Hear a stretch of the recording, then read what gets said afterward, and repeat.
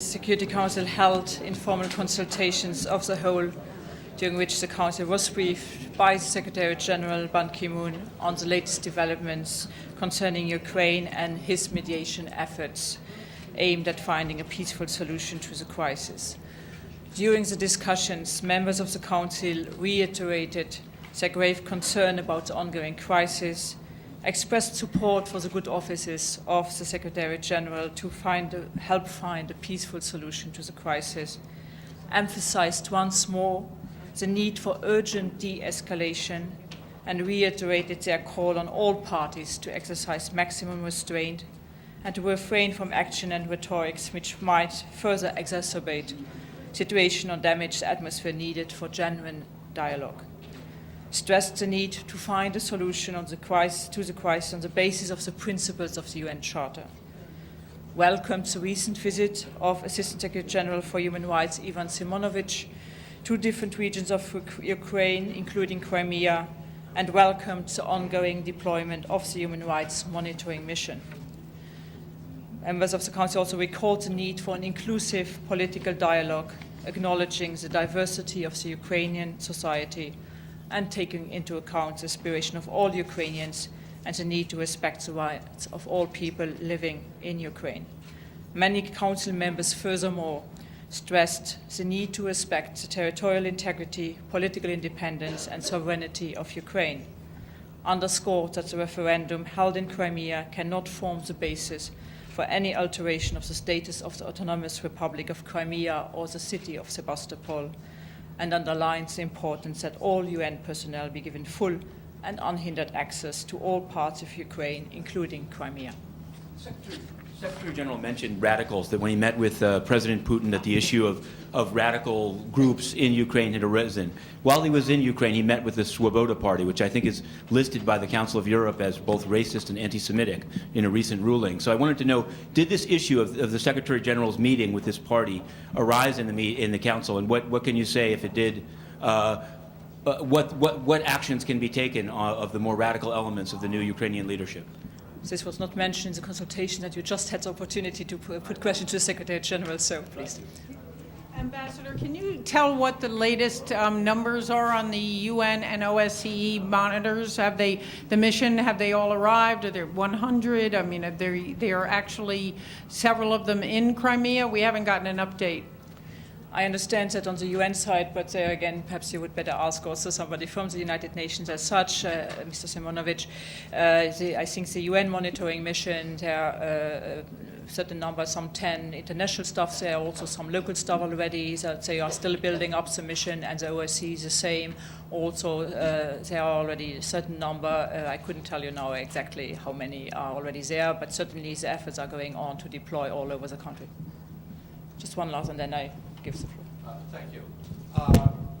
Is the UN or was in touch with anybody in the Crimea, or was the Council apprised of any contact between the UN and the Crimea, particularly as regards the human rights of the ordinary citizens of that region still resident there? And do you have any reports on the same? As I mentioned before, ASG Simonovic had also been to the Crimea, and as such also obviously had contacts there and discussions there, and Secretary General, I assume also when he was in Kiev, certainly also had discussion on this issue. Thank you.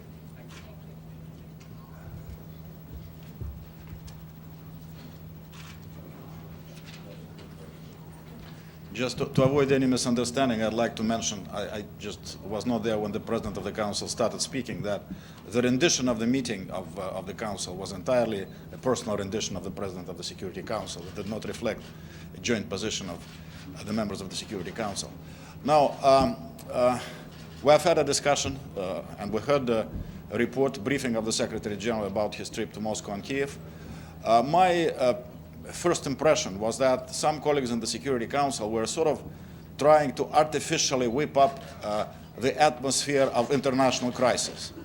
And frankly, I don't know why they are doing that, because on the one hand, they say that we must all have dialogue, look at the situation, avoid further escalation of the crisis. But this effort to whip up artificially this atmosphere of an international crisis, I think is not helpful at all. We need to see the situation as it is. And the situation is that there is obviously a crisis in Ukraine.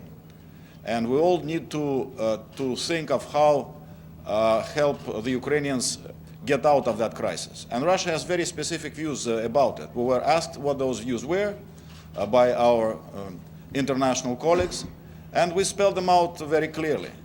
The armed groups must be disarmed, the radicals must be reined in, and most importantly, there must be a constitutional process.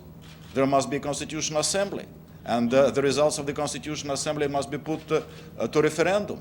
And then there will be a situation, a new constitution, where all the regions of the country will be comfortable about where they are, about their rights, and about where their country is going. And unfortunately, those messages were sent to our international interlocutors and to the Ukrainians. Of course, the Ukrainians are also aware of our view of what needs to be done in their country for it to come out of this crisis. So for people to say that somehow it is for Russia to make the next move, I did not quite understand from this discussion we have had in the Security Council what they want of Russia. We made our position clear from the outset, from the beginning of the crisis in Ukraine. Our line was that we want to work together with the Ukrainians and the international community in order to help Ukraine. You remember when this project came up of association agreement with the European Union, and the Ukrainians started having doubts about the wisdom of that agreement because of the hardships it would entail for them. They proposed that we support it, that we have trilateral discussions between European Union, Ukraine and Russia about the many economic problems they have. So our position is very clear. We believe we know what the Ukrainians should be doing to take their country out of this political crisis. But they seem to be either unwilling or unable to do the things which are required for that. And our international partners insist that the only way out is to have this presidential election on May 25 in a situation of political chaos in the country. Are even some regions of the country going to participate in those elections? What will be the effect of those elections if some regions of the country do not participate, or the turnout is very low in the course of those elections? Somebody must have a serious look at this all. Somebody must seriously think through what they are doing and the consequences of certain actions they are advocating. So we have serious concerns about where things are going. Another thing which needs to be added is that there is no political leader in sight who might be able to unite the country. All the politicians one can hear about are extremely divisive for the Ukrainian society. The other thing which is going to come up in the next couple of months is most likely a dramatic decline of the living standards of people because of IMF package, which now has been proposed to them. So under those circumstances, to believe that somehow there is going to be a miracle vote on the 25th of May and then things will work out is not very responsible, and apparently is not considering the consequences of those decisions and actions. So Russia's position is very clear, but they don't want to accept those things. They don't want to understand those things, all the while saying that they expect something from Russia. So I hope this discussion we have had today, which is the 9th, I think, discussion in the Security Council, may help a little bit. But I'm becoming a little desperate because I know that Foreign Minister Lavrov has spoken very clearly on numerous occasions to Secretary Kerry and other counterparts. President Putin has always been on the phone, as you know, on numerous occasions with various international political leaders, President Obama, Chancellor Merkel, and others. And we made our position very clear, our thinking very clear. If they don't accept it, they should not blame us for the continued destabilization in Ukraine. But it's not a blame game. We are there to help. We hope somehow this dialogue, they are urging us dialogue. We made our bid in that dialogue. So if you want dialogue, please respond to what we have been saying. And they are responding sometimes, but the response is that, well, but you know, the Ukrainians, they understand the importance of constitution, but can they do it now? Can they do this constitutional assembly? There is nobody to organize the constitutional assembly. Well, if there is nobody to organize, maybe this is exactly the role of the international community, this compact support group we have been proposing to help them organize those things if there is nobody currently in Ukraine who can take this responsibility of organizing those things. So it is disappointing that those things which are obvious to us do not seem to sink in the minds of our international interlocutors and our Ukrainian colleagues. Ambassador, what was your view of 100 countries voting with the General Assembly in favor of the General Assembly resolution that said that the referendum was illegal? My view is that it showed that 93 countries refused to associate themselves with this decision, which is not a wrong decision and which is a confrontational decision, a decision which does not correspond to realities. And we know that of those 100 countries who supported the resolution, many were submitted to rather cruel arms twisting in the course of the preparation for the vote, and they were coming up to us and apologizing for their vote. But this is a political life, you all know that. A specific question? Secretary General has raised an issue regarding the nuclear issue about Ukraine, that the Budapest Agreement means that Ukraine has lost its nuclear umbrella. In other words, does the Budapest Agreement really dictate that any attack on Ukraine should be responded by any other country? No, it's a political. First of all, I think it's quite clear, and we should not forget that no non-proliferation treaty is there. The Budapest Memorandum was a political declaration, and the core of that declaration is the sovereignty of Ukraine, and those, including the United States, who in the course of that crisis flagrantly violated the sovereignty in Ukraine in creating this crisis and ousting the sitting president of a country to which they gave assurances of sovereignty. They should assume the responsibility for undermining this memorandum, first of all. Please. Mr. Ambassador, you say that the Russian position is very clear. You've been trying to deliver. President Putin has been trying, Lavrov has been trying. They are not listening. Did the Secretary, how would you judge the Secretary General Ban Ki-moon when he came to Moscow and then he went to Kiev? Did he understand the Russian position? Do you think that he delivered at least him? He's useful, he's shuttling around Moscow and Kiev and then talking with the other allies. So you think the Secretary General that just was here appearing before you can help in this crisis? Is effective? Has been effective, his action, or not? Well, first of all, I think that the Secretary General has tried to do his best. He requested a meeting with President Putin, and he was received by President Putin very quickly. He made a trip to Moscow. He saw President Putin. He saw Minister Lavrov. He went to Kiev. So I think he did his best. Under the current circumstances, I think for the Secretary General and for some others, it's also important not to do too much. You know, sometimes when you try too hard, you do various things in order for something to be done, which in fact may turn out to be counterproductive. And I hope that is not going to happen. Yes, Mr. Ambassador, Mr. Secretary General just told us before that he's concerned about the division within the international community regarding this issue, and also he said that somehow, if he understood well, he got assurances from President Putin that there is not going to be another next Russian move within Ukraine. This is what President Putin said in his statement on March 18, when he was speaking about the impending reunification of Russia and the Crimea. This is what he said. In fact, that was another element of our discussions, and somehow again, some colleagues were trying to whip up this tension, Russian aggression is imminent or something like that, throwing wild assessments of the presence of our troops allegedly on the border with Ukraine. But over this month of March, we had 4 inspections with like 10, 12 countries participating under the Vienna document. Then we had inspections from US, I think Germany and Ukraine under Open Skies Treaty. So we've had a number of inspections, and none of them told us that they saw anything particularly disconcerting. I'm sure that if they saw something dramatic, they would have raised hell over it immediately, but that has not happened. Also, you probably heard that Today, President Putin gave instructions to our Minister of Defense to return back to the Ukrainians the military hardware they left or is being left in Crimea as the Ukrainian military depart.